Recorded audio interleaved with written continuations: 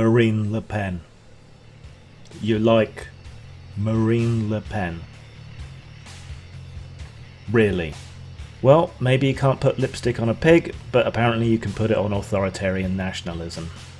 You know me, I'm not one to throw around terms like fascist willy-nilly. I think it's an overused term, used inapplicably. Donald Trump isn't a fascist, he's just in favour of Donald Trump. Theresa May isn't a fascist, she's certainly authoritarian, but she's in a long tradition of horrible, grubby little conservatives in this country. But Marine Le Pen, out of all this nationalist right-wing uprising across the world, Marine Le Pen is the closest to actually deserving that fascistic label. Don't take my word for it, go and read up. Read up on their policies. Read up on her father, for God's sake. What she's done, without actually moving the party to the left, is to make it more presentable. It's like when the BNP started growing out their hair and wearing suits. You know, it's enough to fool a moron, but it's not really enough to fool anybody that goes and looks at them more closely. God, I shouldn't dismiss people as morons. Alright, they're saying the right things, they're making the arguments, and the left, as usual, isn't.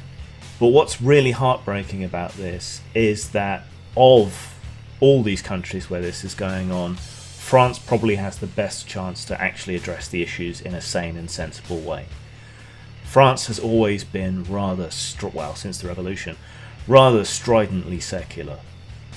It has valued intelligence and the application of those kind of solutions to problems. It has been on the left, but a sensible left that is able to implement its policies in a way that makes a genuine difference.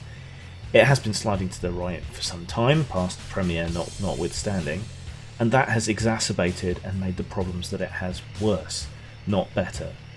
But again, the left has just abandoned the field of these arguments, the problems around immigration, the problems with Islam and so on, has abandoned them to the right. And if the right are the only people talking about it, that's who people are going to listen to. And that's how this happens. Le Pen, like the rest of these petty nationalists, is attempting to turn back the clock. She wants to turn France into a cut-off, inward-looking little nation, the same as is happening in Britain, the same as is happening to an extent in the US. That it appears that Trump's meeting a lot of the inertia from the neocons and so forth.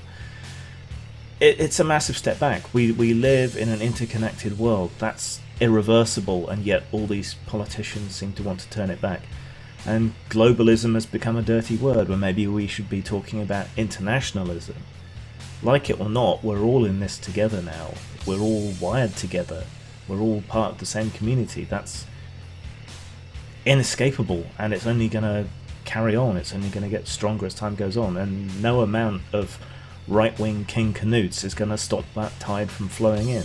They're just going to cause more pain. It's petty.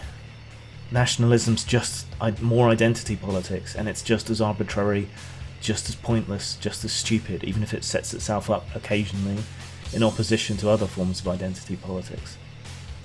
She will be the death knell of Europe if she gets in, and that will have massive, far-reaching impacts globally. I know many of you don't like Europe, but tough, it's important. Economically, socially, militarily, philosophically, culturally, any which way you care to name. We're stronger together as a bloc, and that's the way the world's going as well. Puts us all at risk. This doesn't make us stronger, it doesn't make France stronger, it makes France and the rest of us all weaker, more susceptible to corporate globalism, not less, because a single country is much more vulnerable. The EU has been a bulwark against corporatism, ironically enough.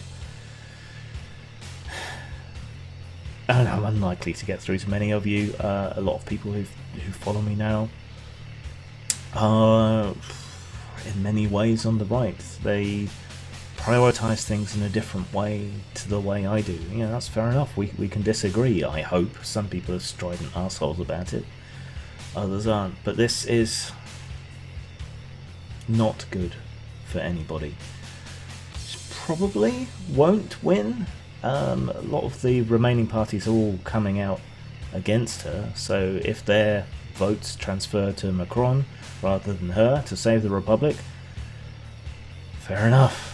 But that she's done this well should be a warning sign. Trump should have been a warning sign. Brexit should have been a warning sign. And yet, internationally, the left has not gotten its act together. So I don't hold out a great deal of hope for the future for any of us, really. Zhang?